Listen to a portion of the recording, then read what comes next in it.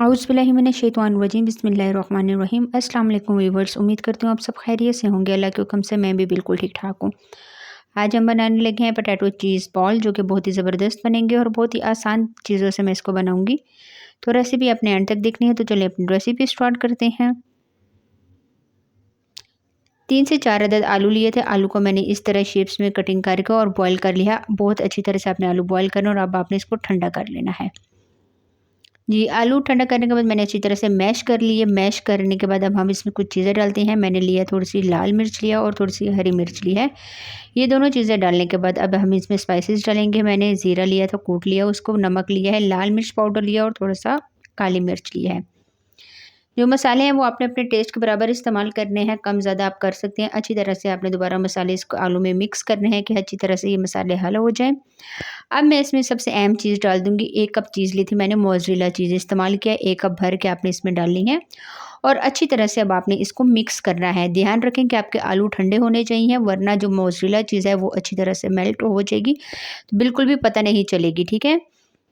अच्छी तरह से आपने इसको मिक्स करनी है। ऊपर-ऊपर से अब ये देखें थोड़ी-थोड़ी नज़र आ रही है। अब मैं इसके बॉल्स बनाऊँगी। हाथ में आपको कोई भी ऑयल वगैरह लगाने की ज़रूरत नहीं पड़ेगी, क्योंकि आलू अच्छी तरह से मैश हो गए थे, तो ये बहुत आसानी से बॉल्स बन जाएगी। इसी तरह मैं सारी बॉल्स बनाती हूँ, आपको दिखाती हूँ फिर। जी, तो देखिए सारी बॉल्स मैंने दरमियाने साइज़ की बना ली है। बहुत बड़ी भी नहीं बनानी, बहुत छोटी भी आपने नहीं बनानी, दरमियाने साइज़ की अच्छी तरह से आपने बॉल बना लेनी है। अब चलते हैं अंडे की तरफ। मैंने लिए थे 2 अदद अंडे, ठीक है। अंडे को आपने अच्छी तरह से बीट कर लेना है। अंडे के बाद अब हमने ली है, इसके बाद ब्रेड क्रम्स लिए हैं। मैंने फ्रेश वाले इस्तेमाल किए हैं, आप मार्केट वाले भी इस्तेमाल कर सकते हैं। कोटिंग इसकी इन 2 चीज़ों से होगी। अब आपने एक बॉल इसमें डालना है और अच्छी तरह से अंडे की इसकी कोटिंग करनी है। अच्छी तरह से अंडा इस पे लग जाए। आराम से आपने निकालना है, ध्यान रखना है कि ये गिर ना जाए। उसके बाद आपने ब्रेड क्रम्स में डालना है और अपनी सारी ब्रेड क्रम्स इस बॉल में लगा देनी है। ये इस तरह से देख लें, आप ध्यान से इसको देखें कि किस तरह से मैं ये कर रही हूँ। जी, तो ये हो गया। अब मैंने एक यहाँ पे रख दिया। मैं एक और आपको करके दिखा देती हूँ। इसी तरह से दोबारा हमने एक बॉल अंडे में डाली।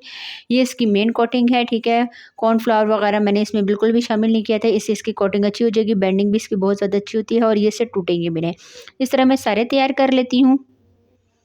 जी, तो मैंने सारे अच्छी तरह से इसकी कोटिंग कर लिया है। अब चलते हैं ऑयल की तरफ। ऑयल तकरीबन मैंने 10 मिनट पहले हल्की फ्लेम पे रख दिया था गर्म होने के लिए। चेक कर ले तो सही अच्छी तरह से गर्म हो गया। अब मैं सारी बॉल्स इसमें डाल दूँगी।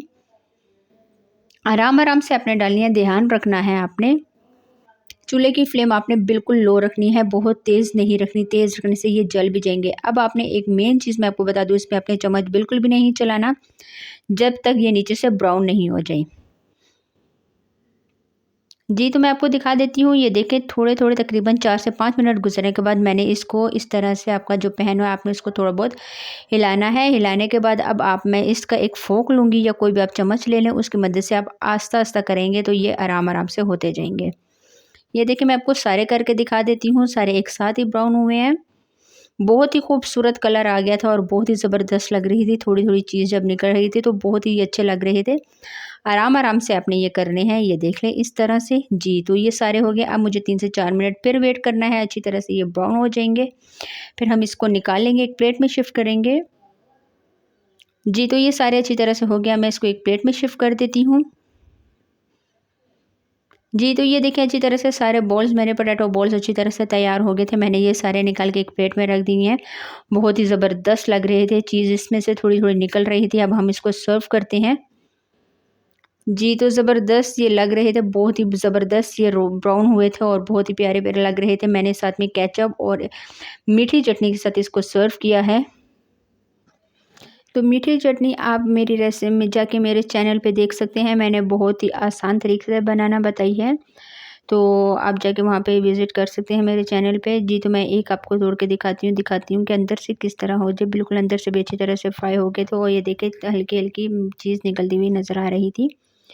बहुत ही आसान तरीके से ये बनते हैं और बहुत ही जल्दी से बनने वाली रेसिपी आपने ज़रूर ट्राई करनी है। आज के लिए इतना ही, इंशाल्लाह नेक्स्ट वीडियो में मुलाकात होगी। तब तक के लिए अल्लाह हाफ़िज़।